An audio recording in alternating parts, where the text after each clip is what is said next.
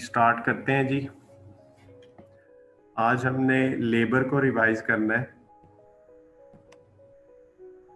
तो लेबर के हवाले से चीज़ें डिस्कस करते हैं।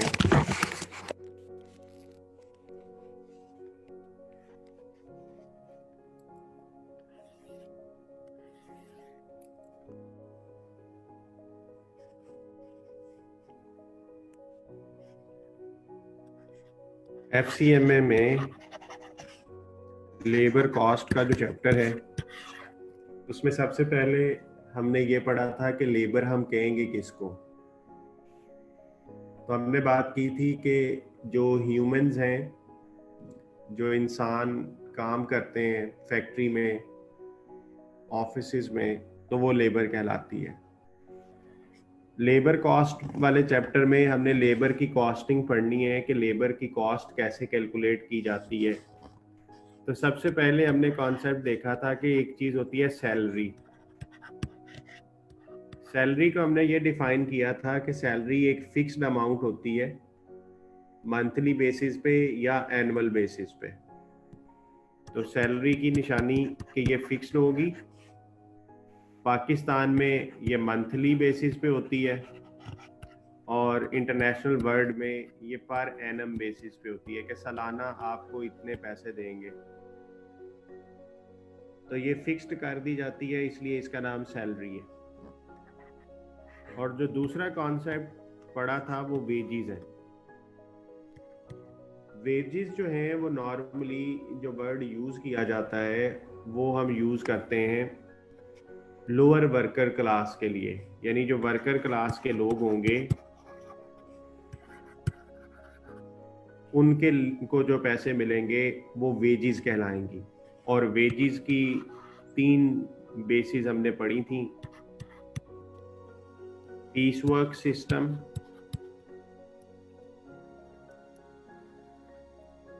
पीस वर्क सिस्टम में हम यूनिट्स के हिसाब से पे करते हैं। और पीस वर्क में एक पहला टाइप थी स्ट्रेट पीस वर्क सिस्टम। इसमें हमने वर्कर के साथ एक फिक्स्ड रेट तय किया होता है कि तुम जितने मर्जी यूनिट बनाओ, मैं तुम्हें पर यूनिट इतने पैसे दूंगा। Fixed rate per unit. दूसरे में डिफरेंशियल पीस वर्क इसका नाम है। डिफरेंशियल पीस वर्क सिस्टम जो है उसमें हमारा रेट वेरी करता है।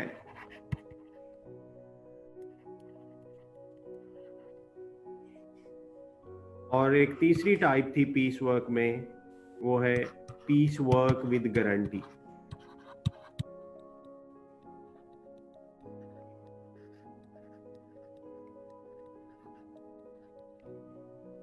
इसमें हमने उसे वीकली या डेली बेसिस पे गारंटी दी होती है कि कम से कम तुम्हें इतने पैसे जरूर मिलेंगे हर सूरत में, तो वो उसे पीस वर्क विद गारंटी कहते हैं। तो पीस वर्क सिस्टम, पीस से मुराद है यूनिट्स, पीसीज। तो जितने पीसीज वो बनाएगा उस हिसाब से उसकी वेजेस कैलकुलेट होंगी। अगर कोई बंदा सपोज करें कि स्ट्रेट पीस वर्क में है, आपने कहा कि मैं तुम्हें ना $5 दूंगा पर यूनिट, और उसने 100 पीसीज बना लिए, 100 यूनिट्स बनाए, तो इसका मतलब है उसकी जो वेजेस बनेंगी वो 500 हो जाएंगी। इसी तरह अगर एक दूसरा वर्कर है, उसने 120 बनाए तो उसकी 600 हो जाएंगी। तो इट मींस हमारा फॉर्मूला ये बना वेजेस का कि per unit rate into number of units. तो हम यहां से वेजेस कैलकुलेट कर लेंगे। डिफरेंशियल पीस वर्क में आपको याद होगा कि वो कहता था कि जो फर्स्ट 100 यूनिट्स हैं उनका जो पर यूनिट रेट होगा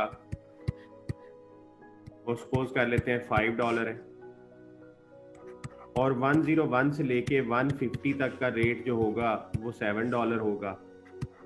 151 से लेके 200 तक का रेट $9 होगा, और 201 एंड अबव जितने मर्जी बना ले हम रेट उसे $10 देंगे। अगर एक worker mister A produced 230 units out of which 20 were rejected during inspection। कहता है मिस्टर ए ने टोटल 230 यूनिट बनाए थे, उनमें से 20 यूनिट रिजेक्ट हो गए इंस्पेक्शन के दौरान। तो आपसे कहा गया कि इस डाटा को मद्देनजर रखते हुए वेजेस कैलकुलेट कर दें। तो आपको याद होगा कि हमने पढ़ा था कि जो गुड यूनिट्स हैं उनकी पेमेंट हमने करनी होती है। तो सबसे पहले तो गुड यूनिट्स देखते हैं कि इसके गुड यूनिट्स कितने थे। तो उसने टोटल प्रोडक्शन की थी 230, उनमें से 20 यूनिट उसने सही नहीं बनाए, रिजेक्ट हो गए, तो गुड यूनिट्स बचे 210। तो पेमेंट हमने करनी है 210 यूनिट की। अब जो 210 यूनिट हैं उनकी पेमेंट इस स्लैब रेट के मुताबिक होगी। तो जो पहले 100 यूनिट बनेंगे उनका रेट $5 होगा, तो आपकी जो वेजेस बनेगी $500 हो गया। जो अगले 50 यूनिट हैं उसका रेट 7 है, तो 350 हो गया। इसी तरह अगले 50 यूनिट का रेट 9 है, 450 हो गया। और 200 यूनिट हो गए टोटल, हमने पे करना है 210 का, तो अगले 10 यूनिट जो हैं उनका रेट $10 होगा, तो 100 ये हो। इनका टोटल कर लें तो ये उसकी ग्रॉस वेजेस बन जाएंगी, यानी उस वर्कर ने इतने पैसे कमाए। अगर ये एक दिन का डाटा था तो ये एक दिन की वेजेस है, और अगर ये वीक का डाटा था तो ये वीकली वेजेस है। तो इनको हम टोटल कर लेंगे तो ये वेजेस बन जाएंगी उसके। ठीक जी। तो ये जो आपके सामने कैलकुलेशन हुई है ये डिफरेंशियल पीस वर्क सिस्टम है। इसमें आपका पीस रेट डिफर किया है।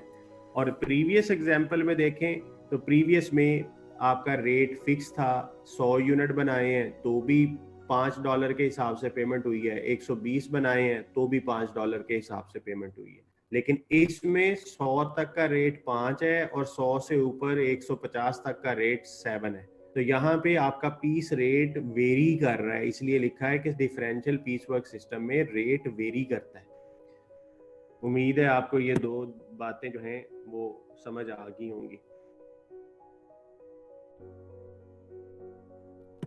अब हम गारंटीड पीस वर्क की भी एक इलस्ट्रेशन कर लेते हैं। मैं आपके सामने एक नया डाटा लिखता हूं। एक वर्कर है, उसने हफ्ते में 5 दिन काम किया,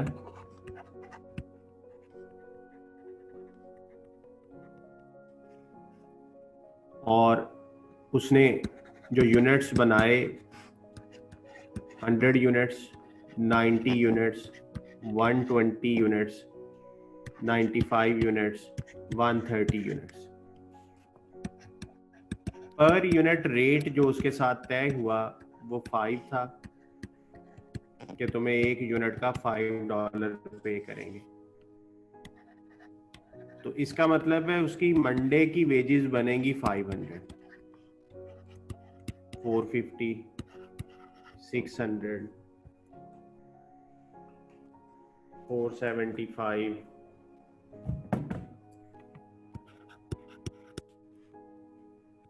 650। अब आपने गारंटी दी हुई थी उसे, इस सवाल में गारंटी का कॉन्सेप्ट ऐड कर रहा हूं। गारंटी ये होता है कि तुम्हें कम से कम इतने रुपए मिलेंगे ही मिलेंगे। तो गारंटी 500 की है। हमने वर्कर को कहा हुआ था कि अगर किसी दिन तुम्हारी वेजेस 500 से कम बनी तो हम तुम्हें 500 जरूर देंगे। तो अब इस बंदे की पेमेंट क्या होगी? तो मंडे वाले दिन इसने 500 अर्न किया और इसकी गारंटी भी 500 ही थी, तो 500 की पेमेंट होगी। ट्यूसडे को इसकी अर्निंग बनी 450, लेकिन गारंटी दी हुई है कि तुम्हें कम से कम 500 जरूर मिलेगा, तो यहां उसे 500 दे देंगे। वेडनेसडे को उसने 600 अर्न किया है, तो ये 600 का हकदार होगा। इसी तरह यहाँ पे 500 मिलेगा और यहाँ पे 650 मिलेगा। तो इसका मतलब है इस बंदे की जो ग्रॉस वेजेस हैं वो आपके सामने ये आ जाएंगी इनका सामने। तो ये पीस वर्क विद गारंटी का कॉन्सेप्ट है। और ये मैंने जो गारंटी है मैंने अज्यूम किया है कि मैंने डेली बेसिस पे गारंटी दी हुई थी, पर डे गारंटी थी। तो मैंने रोज का रोज कंपेयर किया, और अगर ये गारंटी वीकली होती तो मैं वीकली बेसिस पे कंपेयर करता, यानी पूरे हफ्ते की वेजेस निकाल लेता, फिर वीकली गारंटी के साथ कंपेयर कर लेता। तो ये है जी पीस वर्क विद गारंटी का कॉन्सेप्ट।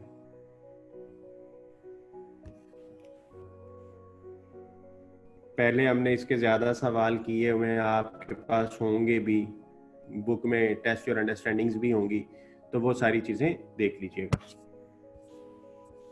अब वेजेस में जो दूसरा कॉन्सेप्ट है जो हमने अब पढ़ना है वो है ऑरली बेस्ड। यही ज्यादा टेक्निकल है, और आपने देखा होगा कि किट में ज्यादा सवाल भी ऑरली बेस्ड के। ऑरली बेस्ड सिस्टम को पढ़ने से पहले हमने सबसे पहले जो कॉन्सेप्ट पढ़ा था वो था नॉर्मल आवर्स का कॉन्सेप्ट। नॉर्मल आवर्स भी कहते हैं, बेसिक आवर्स भी कहते हैं। नॉर्मल आवर्स वही हैं जैसे ऑफिस का टाइम होता है कि 9 to 5। एक वर्कर सुबह 9 बजे आता है, शाम को 5 बजे छुट्टी कर लेता है, तो उसके 8 आवर्स का एक दिन है। तो जब भी आर्ली बेसिस पे किसी बंदे को हम रखते हैं जॉब पे, तो हम उसके साथ नॉर्मल वर्किंग टाइम उसका डिसाइड करते हैं, तो उसको कहेंगे नॉर्मल आवर्स। अब नॉर्मल आवर्स के लिए जो रेट तय होगा उसे कहा जाता है नॉर्मल रेट या बेसिक रेट, कि तुम्हें इन घंटों की पेमेंट किस हिसाब से होगी। तो मैं सपोज कर रहा हूं $8 पर आवर। तो इसका मतलब है उसके एक दिन के कितने पैसे बनने के चांसेस हैं, 8 into 8 $64 वो अर्न कर लेगा। अब वर्कर जब आर्ली बेस पे काम कर रहा है तो सम टाइम ना काम 5 बजे खत्म नहीं होता, काम चल रहा है, तो एक आधा घंटा एक्स्ट्रा काम करना पड़ जाता है, तो उसे नाम देते हैं ओवर टाइम आवर्स का। ओवर टाइम आवर्स कैसे कैलकुलेट होते हैं कि वर्कर ने एक्चुअल कितने आवर्स काम किया माइनस उसके नॉर्मल आवर्स कितने थे। मसलन एक बंदा सुबह 9 बजे आया और शाम को 7 बजे वो गया, तो उसने कितने घंटे काम किए, 10 घंटे। तो एक्चुअल आवर्स उसके आगे 10 आवर्स, और उसने 8 घंटे काम करना था, तो ये 2 आवर्स उसने एक्स्ट्रा काम किया है। तो ये जो 2 आवर्स होंगे वो उसके ओवर टाइम आवर्स कहलाएंगे। अब जो ओवर टाइम आवर्स हैं उनके लिए जो रेट पे किया जाता है उसे कहते हैं ओवर टाइम रेट। ये जो ओवर टाइम रेट है ये इक्वल होता है बेसिक रेट के प्लस प्रीमियम के। प्रीमियम कहते हैं कि उसने क्योंकि अपने ऑफिस टाइम के बाद काम किया है, तो उस एक्स्ट्रा टाइम के लिए उसे कुछ ज्यादा पे किया जाता है। जैसे अभी मैंने यहाँ पे सपोज किया हुआ है कि मैं उसे बेसिक रेट देता हूँ 8। अब अगर मैं उसे 5 बजे के बाद काम करवाऊंगा तो मुझे उसको 8 रुपए नहीं 8 से ज्यादा पे करना है। वो जो एक्स्ट्रा पे करूंगा वो प्रीमियम कहलाएगा। नॉर्मली लिखा होता है कि हाफ, बेसिक का हाफ, बेसिक का क्वार्टर। तो अगर हाफ लिख दे तो 8/2 कर लेंगे, क्वार्टर लिख ले तो क्वार्टर होता है 1/4, तो 8/4 हो जाना था। तो वो आपने क्वेश्चन की स्टेटमेंट ध्यान से पढ़ लेनी है कि क्वेश्चन क्या कहता है कि ओवर टाइम को मैं किस हिसाब से पे करूंगा। तो ये जो 12 आंसर आया इसको कहते हैं overtime rate. So what is overtime rate? Is the sum of basic rate plus premium rate. तो प्रीमियम जो है वो क्वेश्चन में नॉर्मली स्टेटमेंट में लिखा होता है कि टाइम एंड अ हाफ. तो टाइम से मुराद है बेसिक रेट और हाफ से मुराद है बेसिक का हाफ. समटाइम वो 50% भी लिख सकता है, 40% भी लिख सकता है, तो परसेंटेज भी दी जा सकती है. तो आपने वो स्टेटमेंट के हिसाब से टेस्ट योर अंडरस्टैंडिंग जैसे आप करते रहे हैं उसी तरीके से जब आप रिवाइज करेंगे तो आपको ये चीज़ें भी रिवाइज हो जाएंगी. तो ये हमने एक काम कि अपना कॉन्सेप्ट रिवाइज किया. अब हम एक इलस्ट्रेशन करते हैं. सपोज करें एक वर्कर है mister A, worked for 46 hours in a week. Normal weekly hours are या hours work 36 hours. Basic rate per hour $8. Any overtime worked will be paid at time and a half. और इसकी gross wages बतानी.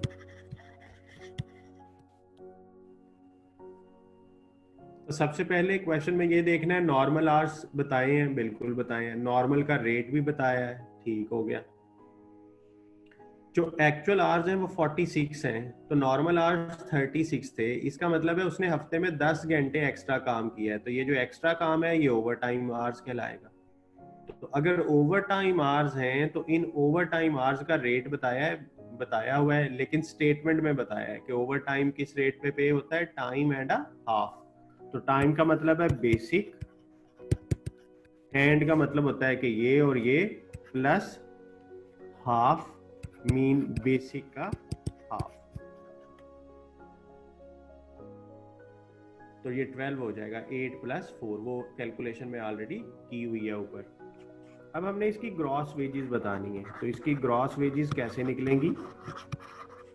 इसकी normal wages बनाई जाएंगी कि आम तौर पे इसकी कितनी वेजेस बननी थी, प्लस ओवर टाइम की वजह से कितनी बनी है.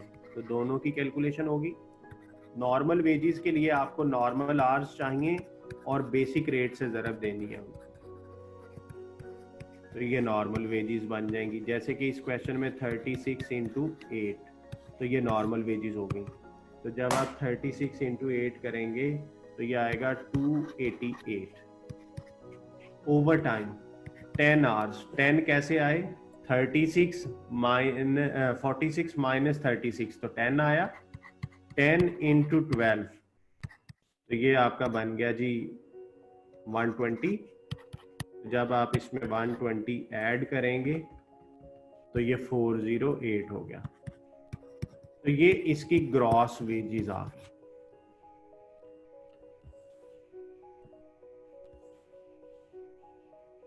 तो ये हमने जी ऑरली बेस्ड की भी एक इलस्ट्रेशन की. अब यहां तक मैं आपको जो करवा चुका हूं, अगर इससे रिलेटेड कोई क्वेश्चन है तो वो आप मेरे से पूछ लें.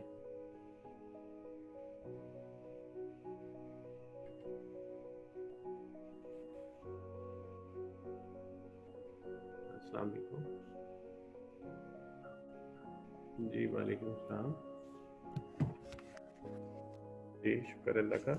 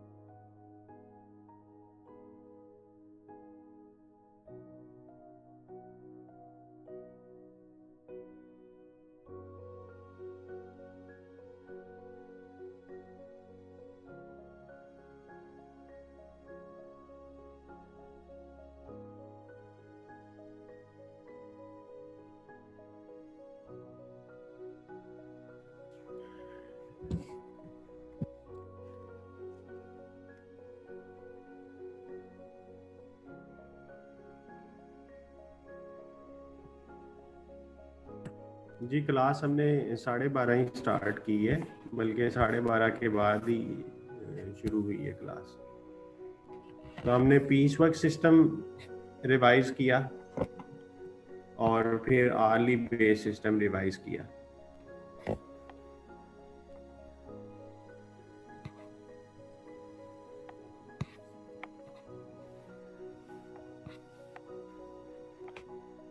अच्छा, अब जो चीज़ मैं आपको रिवाइज कराने लगा हूँ वो सबसे इम्पोर्टेंट है कि लेबर की कॉस्ट में से डायरेक्ट लेबर कॉस्ट कौन सी बनती है, इनडायरेक्ट लेबर कॉस्ट कौन सी बनती है। अब एक तो बेसिक कॉन्सेप्ट ये था कि इनडायरेक्ट वर्कर को जो पैसे पे करते हैं ना, वो तो इनडायरेक्ट लेबर कॉस्ट है, और जो डायरेक्ट वर्कर को पैसे पे होते हैं वो डायरेक्ट लेबर कॉस्ट है। सीधा सीधा अगर हम बात करें तो डायरेक्ट वर्कर वो होता है जो प्रोडक्ट पे काम करता है, तो उसको जो पे करने हैं, जैसे इस सवाल में देखो मिस्टर ए, तो ये डायरेक्ट वर्कर है। अब डायरेक्ट वर्कर को जो पैसे पे होते हैं वो डायरेक्ट लेबर कॉस्ट कहलाती है।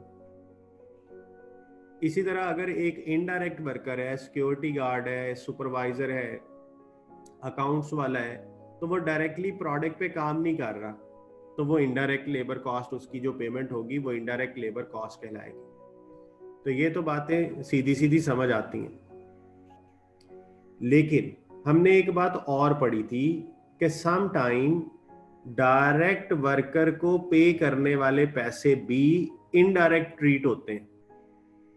कि कभी कभी ऐसा होता है कि जो पैसे हम डायरेक्ट वर्कर को पे कर रहे हैं, जैसे कि अभी यहाँ पे मैंने कहा कि मिस्टर ए डायरेक्ट वर्कर है, तो उसको हमने 408 पे किया। अब इस 408 में से भी कुछ पैसे डायरेक्ट लेबर कॉस्ट कहलाएगी और कुछ इनडायरेक्ट कॉस्ट कहलाएगी। अब उसके लिए क्या रूल है, फिर क्वेश्चन में अगर उसने डायरेक्ट और इनडायरेक्ट पूछनी है तो फिर क्वेश्चन में वो थोड़ी इंफॉर्मेशन ज्यादा देता है। अब मैं इसी सवाल में कुछ इंफॉर्मेशन ऐड कर रहा हूं। अपॉन इन्वेस्टिगेशन, कहता है मैंने इन्वेस्टिगेशन की,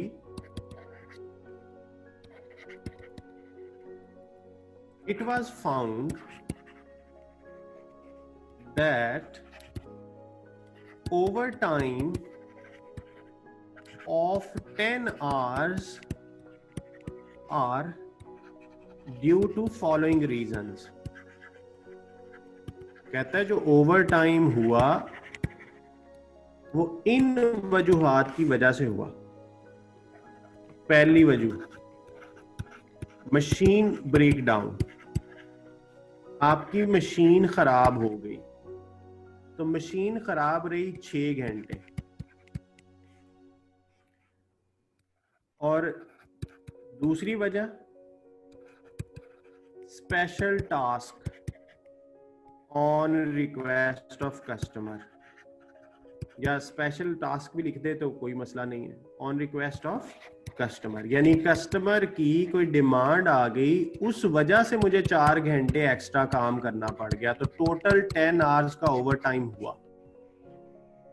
तो अगर क्वेश्चन में इस तरह की डिटेल भी दे दे तो फिर हम इस काबिल होते हैं कि हम इसको डायरेक्ट और इनडायरेक्ट में सेग्रीगेट कर सकें। अब इस इंफॉर्मेशन के साथ वो ये चाहता है कि हम बताएं कि डायरेक्ट लेबर कॉस्ट क्या होगी और इसी डाटा से इनडायरेक्ट लेबर कॉस्ट क्या होगी।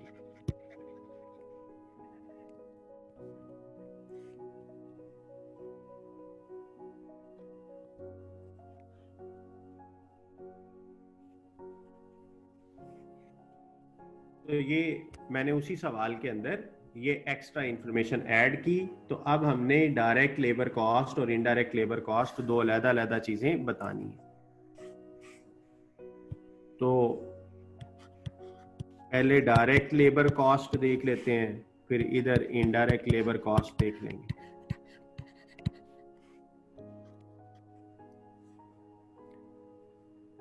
देखो, जो मशीन ब्रेकडाउन हुआ तो वो उसे आइडल टाइम कहते हैं। मशीन ब्रेकडाउन जो हुआ तो ये बेसिकली क्या है, मशीन खराब हो गई। तो जब मशीन खराब हुई तो वर्कर आइडल हो गए, तो आइडल टाइम की जो कॉस्ट है वो आपकी इनडायरेक्ट लेबर कॉस्ट होती है, बेशक किसी को भी पे करें, डायरेक्ट वर्कर को करें या इनडायरेक्ट को करें। तो आपकी मशीन 6 घंटे खराब रही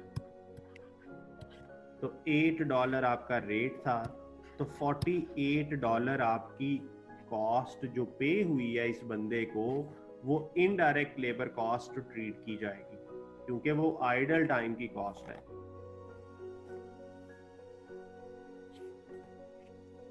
ठीक है, अच्छा, इसका मतलब ये हुआ कि इस वर्कर के जो बेसिक आवर्स हैं, बेसिक वेजेस हैं, बेसिक वेजेस उसकी कितनी बनेंगी? 36 घंटे उसने काम करना था, उनमें से 6 घंटे तो वो आइडल रहा, तो इसका मतलब है 30 घंटे काम किया इसने और रेट 8 है, तो $240 इसके ये बने, तो ये डायरेक्ट लेबर कॉस्ट बनेगी। यानी 36 घंटे पूरे हो गए ना, कि उसने आम हालात में 36 घंटे काम करना था, उनमें से 6 घंटे आइडल हो गया, तो 6 घंटे की पेमेंट इधर आ गई और 30 घंटे की पेमेंट इधर आ गई, तो 36 पूरे हो गए। अब बाकी बचे 10 घंटे जो एक्स्ट्रा उसने किया है। अब वो 10 घंटे ओवर टाइम है, तो ओवर टाइम का जो बेसिक पोर्शन होता है, ओवर टाइम की जो बेसिक वेजेस हैं, 10 into 8, $80 इधर आ गया, और जो ओवर टाइम का प्रीमियम है वो इधर आना होता है। ये कॉन्सेप्ट हमें ऑलरेडी पता है कि ओवर टाइम की बेसिक डायरेक्ट वर्कर की डायरेक्ट लेबर कॉस्ट बनती है और ओवर टाइम का प्रीमियम इनडायरेक्ट कॉस्ट बनता है। लेकिन अगर कोई ओवर टाइम स्पेशल रिक्वेस्ट पे हो, जैसे कि इधर देखें ये 4 घंटे स्पेशल रिक्वेस्ट ऑफ कस्टमर पे ओवर टाइम है, तो ये भी हमें पता है कि स्पेशल रिक्वेस्ट पे जो ओवर टाइम करवाया जाता है उसका प्रीमियम भी डायरेक्ट लेबर कॉस्ट बनती है। तो इसका मतलब है कि ओवर टाइम प्रीमियम कौन से वाला, जो स्पेशल रिक्वेस्ट पे हुआ है वो 4 घंटे थे, और 4 घंटे पे जो प्रीमियम पे हुआ वो $4 है। प्रीमियम हमने ऑलरेडी कैलकुलेट किया था ना, बेसिक का हाफ प्रीमियम था, तो ये $16 इसके इधर आ गए। इसका मतलब ये हुआ कि 10 में से 4 घंटे का प्रीमियम तो स्पेशल रिक्वेस्ट पे था, तो 6 घंटे का प्रीमियम जो है वो हमारा इधर चार्ज होगा। और अगर हम टोटल करें तो 48 प्लस 24 बना 72, और इसी तरह अगर हम इसका टोटल कर लें 240 प्लस 80 प्लस 16,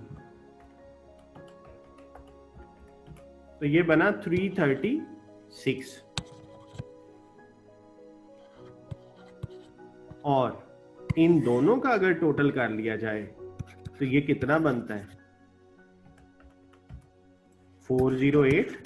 तो क्या हमने इस वर्कर को 408 ही पे किया था? बिल्कुल हमने 408 पे किया था। तो इसका टैली होना ये बात साबित करता है कि हमारी कैलकुलेशन बिल्कुल ठीक है। अब इस क्वेश्चन में क्योंकि कॉमन सेंस यूज हुई है, मोस्टली चीजें लॉजिकल हैं, और अक्सर बच्चे इस चीज में लैक कर जाते हैं कि वो लॉजिकल चीजों को जरा मुश्किल से अंडरस्टैंड करते हैं। रट्टे वाली चीजें आसानी से कर लेते हैं, लॉजिक को जरा मुश्किल से अंडरस्टैंड करते हैं, तो इसमें इश्यूज आते हैं समझने में। तो आप इस चीज को दोबारा सुन लें। डाटा ये था कि एक वर्कर है, उसने 46 आवर्स काम किया, 36 घंटे काम करना था, उसका बेसिक रेट 8 था, लेकिन ओवर टाइम कराते थे तो 12 पे होता था पे। फिर जब 10 घंटे ओवर टाइम हुआ, हमने उसे पेमेंट तो 408 की, ये हमने उसे पेमेंट करके उसका हिसाब क्लियर कर दिया। अब अपनी इंटरनल वर्किंग के लिए हमने उसके दो हिस्से करने हैं कि इस 408 में से कितनी डायरेक्ट लेबर कॉस्ट थी, कितनी इनडायरेक्ट लेबर कॉस्ट थी। अब ये वर्कर क्यों के डायरेक्ट वर्कर था तो इसके तो सारे पैसे डायरेक्ट होने चाहिए, लेकिन जब हमने इन्वेस्टिगेशन की तो हमें पता चला कि ये जो 10 घंटे का ओवर टाइम हुआ है वो ओवर टाइम इस वजह से हुआ है कि 6 घंटे तो मशीन खराब रही। तो उस 6 घंटे में जब मशीन खराब रही तो हमें 6 घंटे का ओवर टाइम करा के अपना काम पूरा करना पड़ा। और 4 घंटे का ओवर टाइम हमने इसलिए करवाया कि हमें एक कस्टमर का ऑर्डर आ गया था कि उसने कहा मुझे जल्दी कंप्लीट कर दें, तो स्पेशल रिक्वेस्ट ऑफ कस्टमर पे 4 घंटे एक्स्ट्रा काम करवाया, तो उसके भी पैसे हमने उसे दिए। तो अब हमने, जब हमें ये पता चल गया कि मशीन ब्रेक हुई है, मशीन खराब हुई है, तो मशीन के खराब होने की वजह से जो कॉस्ट इंकर होगी वो इनडायरेक्ट लेबर कॉस्ट होती है, ये हमें पता है।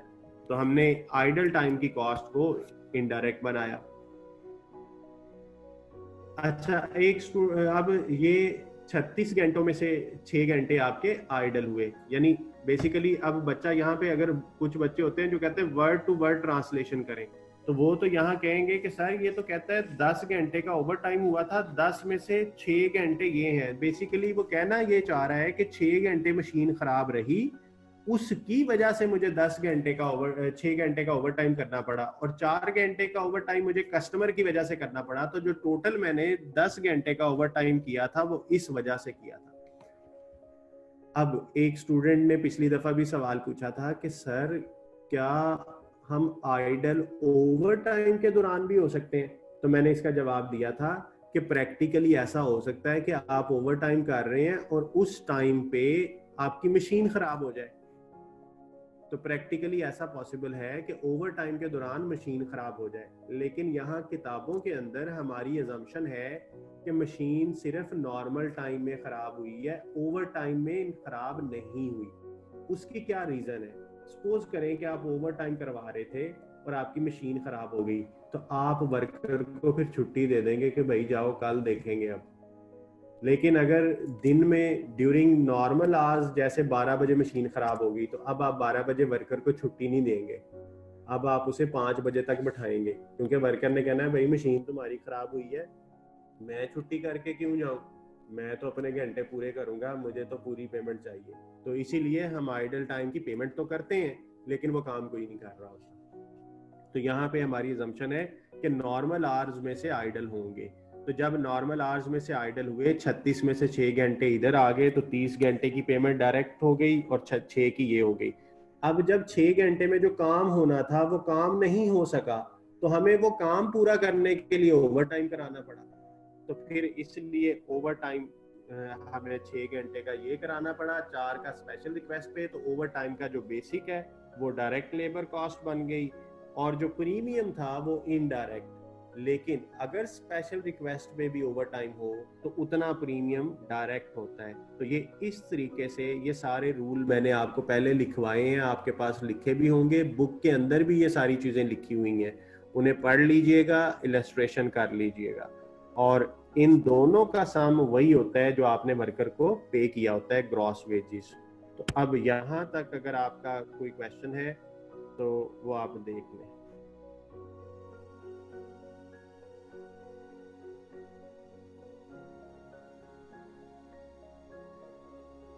माहा, आपका जो क्वेश्चन था कि हम प्रीमियम को कैसे क्लासिफाई करते हैं, वो मैंने आपको अभी बता दिया हुआ है कि प्रीमियम अगर स्पेशल रिक्वेस्ट पे हो तो वो डायरेक्ट लेबर कॉस्ट होता है, और अगर जनरल ओवर टाइम हो तो वो इनडायरेक्ट लेबर कॉस्ट होता है।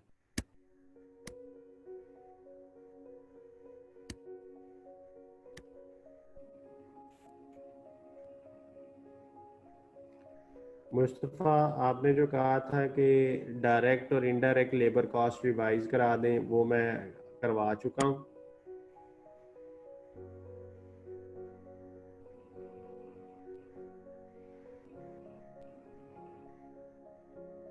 ईजीएस्ट वे वही है जो मैंने बताया है कि आपको हर चीज़ की लॉजिक से याद रखें कि जब भी कोई काम स्पेशल रिक्वेस्ट ऑफ कस्टमर की वजह से हुआ है तो वो डायरेक्टली उसी कस्टमर को चार्ज करते हैं, उसी प्रोडक्ट को चार्ज किया जाता है।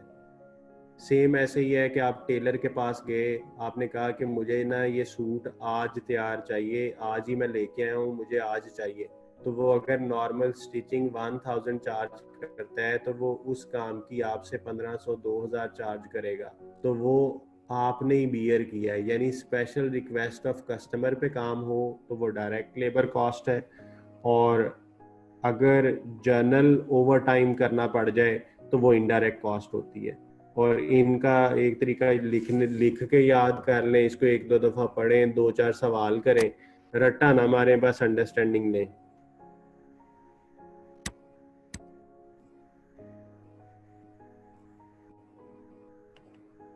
अच्छा, एक स्टूडेंट ने कहा है कि पे रोल शीट हमारे सिलेबस में है, तो बेटा पे रोल ये वेजेस की कैलकुलेशन को ही कहते हैं। अगर इसके वो प्रॉपर इस तरह शीट आप बुक में देखेंगे तो ये इस तरह बना होगा, तो ये शीट बन जाएगी, तो ये है आपके सिलेबस में।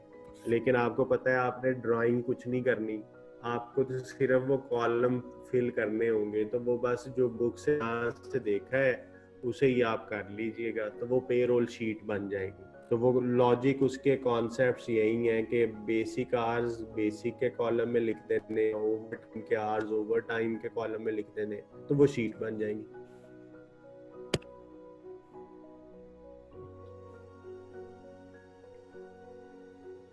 जैसे सवाल मैं आपको करवाता रहा हूँ ना, वैसे सवाल ही पेपर में आएंगे। एमसीक्यूज भी मैंने करवाए हैं आपको, इसके लॉन्ग क्वेश्चन भी करवाए हैं।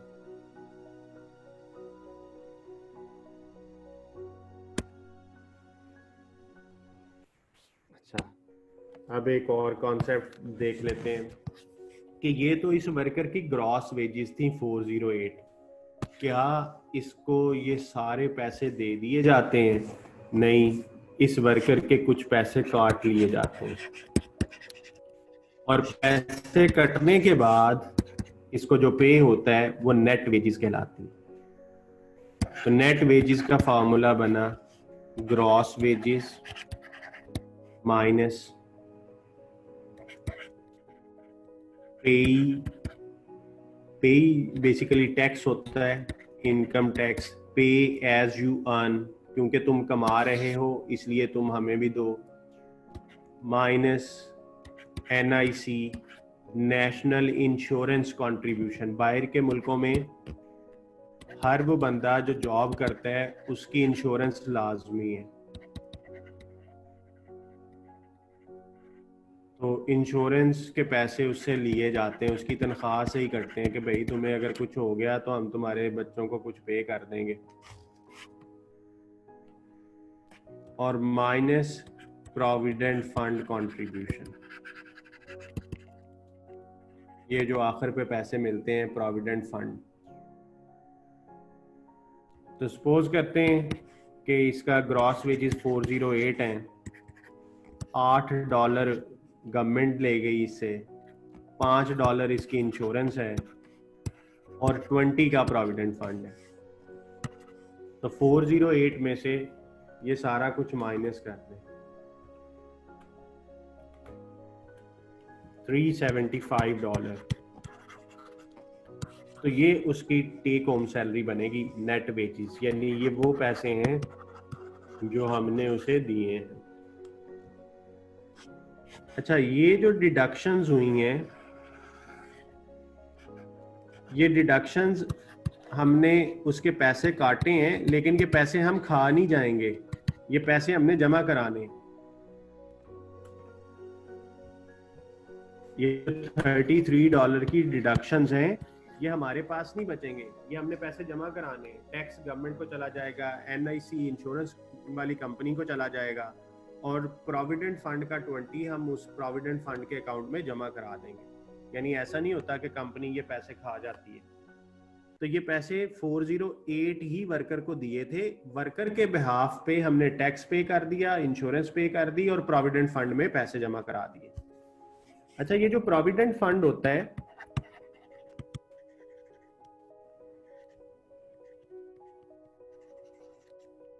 प्रोविडेंट फंड जो है ये कॉन्ट्रीब्यूटरी होता है।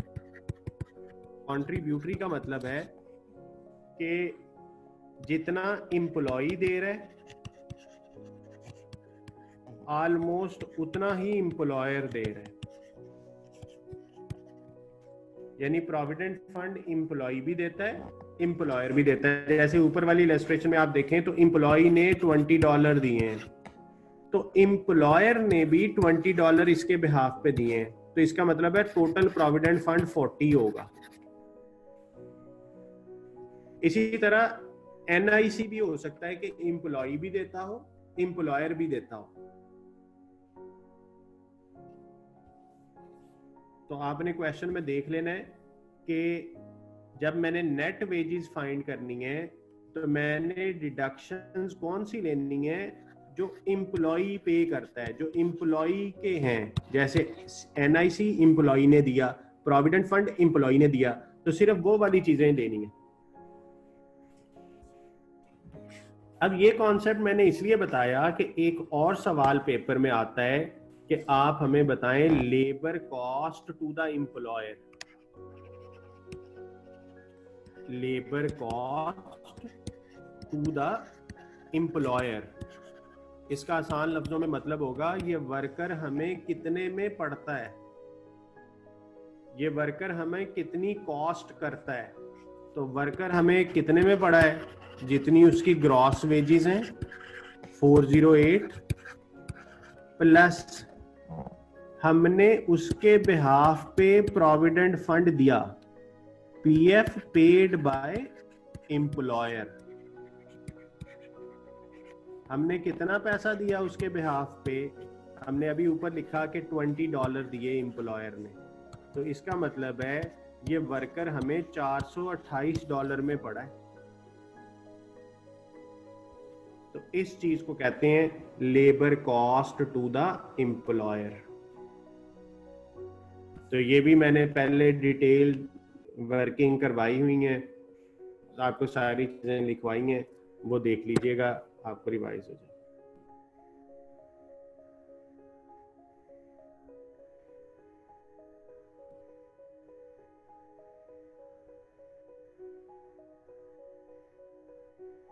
जी बिल्कुल, प्रोविडेंट फंड ऑलमोस्ट हर प्राइवेट सेक्टर में भी होता है।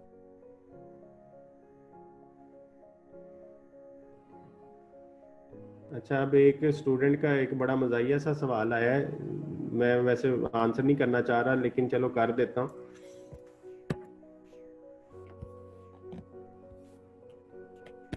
स्टूडेंट ने सवाल पूछा है कि ये जो टैक्स है और एनआईसी है, ये डायरेक्ट है या इनडायरेक्ट है।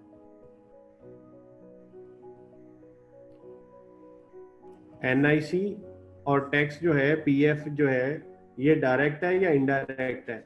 यार ये पैसे वर्कर के हैं, वर्कर के पैसे का हिसाब आपने क्यों रखना है कि डायरेक्ट है या इनडायरेक्ट है। हमने तो अपनी कॉस्टिंग में वो डायरेक्ट इनडायरेक्ट चीज ही और थी, वो उसकी कहानी खत्म हो गई है। अब इसको दोबारा से इस 408 को ही नहीं डील करते जाना, और भी दुनिया में 100 काम है, तो वो कहानी उधर ही खत्म हो गई है। वो डायरेक्ट इनडायरेक्ट में यही रूल है और इसके अलावा कोई चीज नहीं है।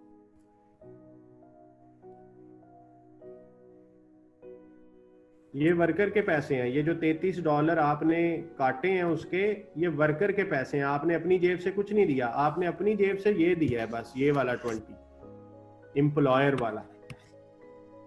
तो इसीलिए मैंने जब लिखा कि मुझे ये वर्कर कितने में पड़ा है, तो मैंने ग्रॉस वेजेस लिए हैं, नेट वेजेस नहीं ली। तो 408 मैंने जो उसको दिया है और 20 मैंने उसके बिहाफ पे पेमेंट की है, तो ये मुझे लेबर कॉस्ट कर रही है। इसी तरह पाकिस्तान में, बल्कि दुनिया में भी गाड़ी मिलती है, पेट्रोल मिलता है, तो वो चीज़ें भी ग्रॉस वेजेस में ऐड होती हैं कि हमने गाड़ी के इतने पैसे एनुअली या मंथली इतने बनते हैं और इसका फ्यूल इतना बनता है, इसके घर का किराया हम देते हैं। तो हर वो खर्चा जो एम्प्लॉयर एम्प्लॉय के बिहाफ पे करता है वो ऐड होना होता है labour cost to the employer में।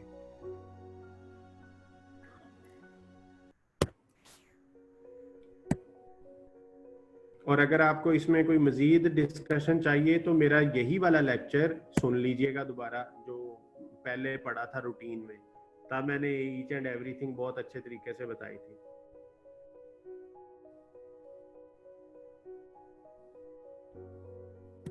जी स्क्रीनशॉट के लिए मैं कर देता हूँ।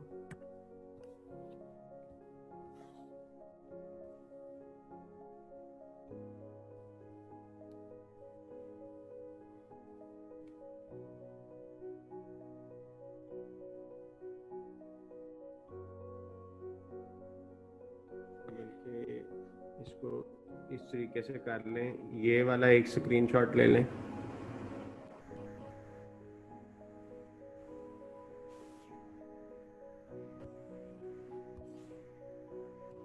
फिर एक स्क्रीनशॉट ये ले लें।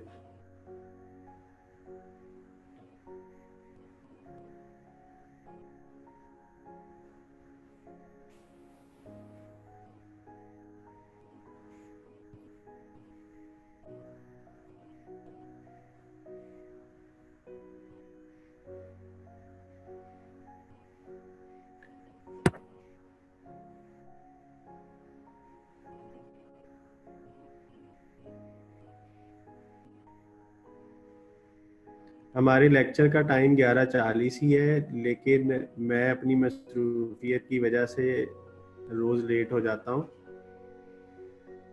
11:40 ही आप ज़हन में रखें। अगर लेट हुआ तो आपको डिस्प्ले कर दिया जाएगा, अदरवाइज़ 11:40 पे ही क्लास कल स्टार्ट होगी।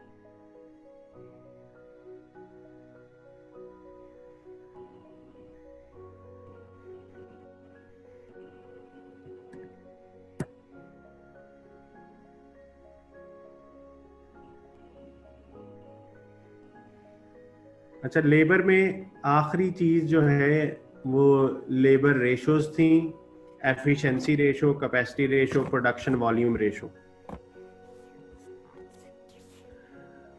तो वो रेशोज आपने ऑलरेडी पढ़ी भी हुई हैं, हमने डिस्कस किया हुआ है।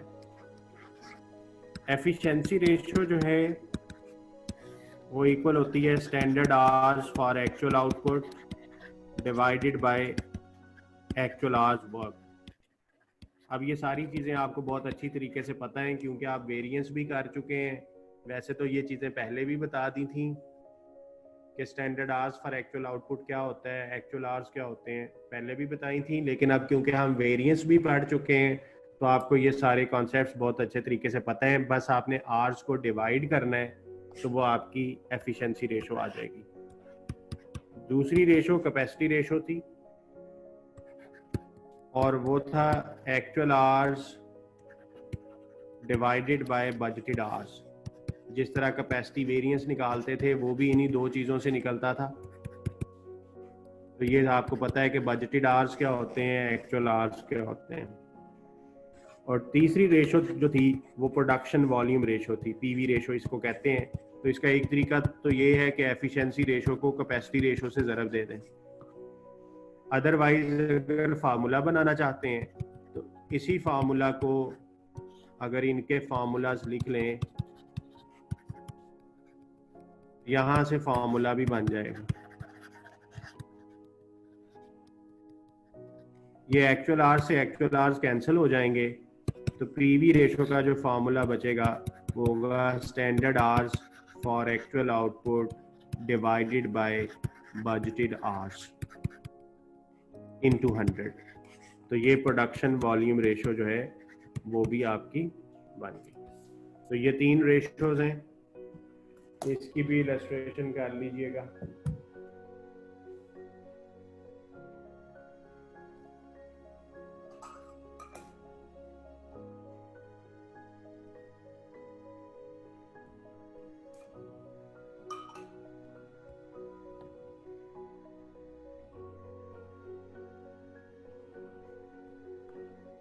और एक रेशो लेबर टर्नओवर रेशो भी कहलाती है। वो ये बताती है कि कितने % लोग आपकी कंपनी को छोड़ जाते हैं।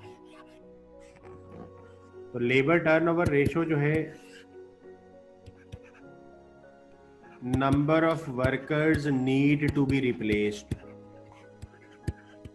कितने लोगों को मैंने रिप्लेस करना है। रिप्लेस का मतलब है कि एक चीज की जगह दूसरी चीज ले आए।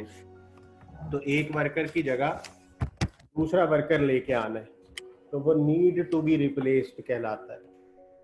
और डिवाइडेड बाय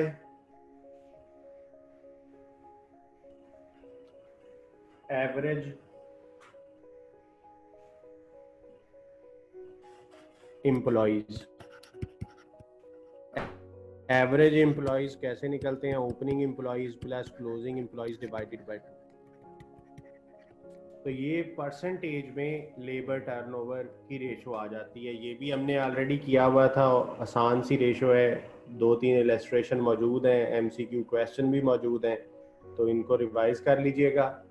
अब लेबर टर्नओवर के हवाले से एक तो न्यूमेरिक आ सकता है, दूसरा थ्योरेटिकल आ सकता है, और वो थ्योरी हमने बड़ी डिटेल से तब डिस्कस की थी, रीजंस ऑफ लेबर टर्नओवर, कि वर्कर क्यों छोड़ के चले जाते हैं। तो उसकी 2 कैटेगरीज हमने बनाई थी, अवॉइडेबल रीजंस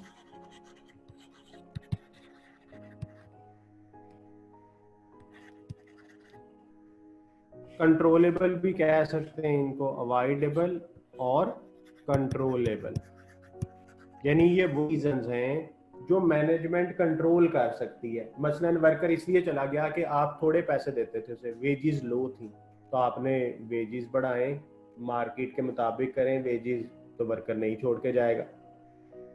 वर्कर इसलिए छोड़ के चला गया कि आपके यहाँ स्ट्रेस बहुत थी, तो आपने स्ट्रेस इन्वायरमेंट बनाया हुआ है, तो वो कंट्रोल करें स्ट्रेस, तो वर्क ओवरलोड ना हो। बैड वर्किंग कंडीशंस थी, सम टाइम बहुत सर्दी में काम करना पड़ता है जैसे बाहर के मुल्कों में, या पाकिस्तान में बहुत गर्मी में काम करना पड़ता है, फैक्ट्री में अगर हीट है तो वो वर्कर हर वक्त आसानी की खातिर वो छोड़ जाता है। तो उसका कोई ऐसा अल्टरनेट बनाए, कोई अच्छी वर्किंग कंडीशंस दें, अच्छे पैकेजेस दें, तो वो फिर अवॉइडेबल और कंट्रोलेबल रीजंस कहलाएंगी। यानी ये वो रीजंस हैं कि आप वर्कर को बचा सकते हैं अगर आप बेटर कर, और कुछ ऐसी रीजंस होती हैं जो आपके हाथ में नहीं है, अनअवॉइडेबल या अनकंट्रोलेबल भी कह सकते हैं। तो ये वो रीजंस हैं जो आपके कंट्रोल में नहीं है। तो जो आपके कंट्रोल में नहीं है वो कौन कौन सी हैं? मसलन वर्कर की फैमिली ही ये शहर छोड़ के दूसरे शहर में जा रही है, तो वर्कर के लिए पॉसिबल नहीं है कि अब वो अकेला इधर रहे। ठीक है, फीमेल वर्कर्स हैं, वो शादी के बाद उनको दूसरे शहर में जाना पड़ जाता है। तो ये इस तरह के सारे जो रीजंस हैं ये आप बुक से पढ़ लीजिएगा, तो वहाँ पे ये लिखी हुई हैं, और आपको पेपर में ये पूछा जा सकता है कि which of the following is an avoidable reason, is an unavoidable reason of labour turnover. जी, और कोई क्वेश्चन आपके ज़हन में हो, कुछ और पूछना चाहें तो जल्दी जल्दी पूछ लें।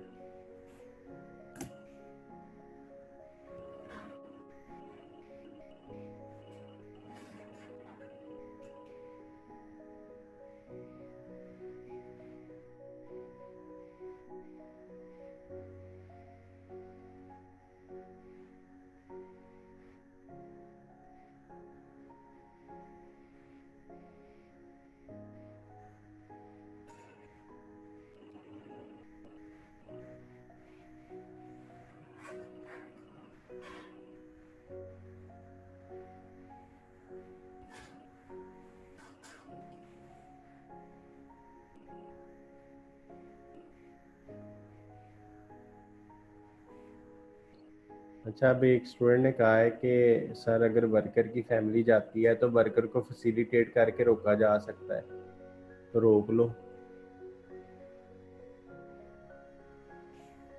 तो कोई मसला नहीं है। अगर रोक लोगे तो अवॉइडेबल बन जाएगा। लेकिन जो मैंने बताया वो ये है कि वर्कर की फैमिली गई, वर्कर भी चला गया, तो बुक में भी यही वर्डिंग लिखी है कि माइग्रेट होगी, वो इस शहर से दूसरे शहर में फैमिली चली गई। तो हम तो कह रहे हैं चली गई, तो अगर वर्कर फैमिली चली गई है तो वो अनअवॉइडेबल है। अगर हम उसे रोक लेंगे तो वो अवॉइडेबल बन जाएगा। तो आपसे पूछा तो जा नहीं रहा, डिस्कशन तो हो नहीं रही, तो इसलिए आप बस वो पॉइंट को पिक करें कि एक ऐसी सिचुएशन जिसमें वर्कर इस वजह से चला गया कि जो हमारे कंट्रोल में नहीं था। चलो ठीक है जी, कल इंशाल्लाह करते हैं फिर नेक्स्ट चैप्टर रिवाइज। आप इसको अच्छे तरीके से कर लीजिएगा। अल्लाह हाफिज़।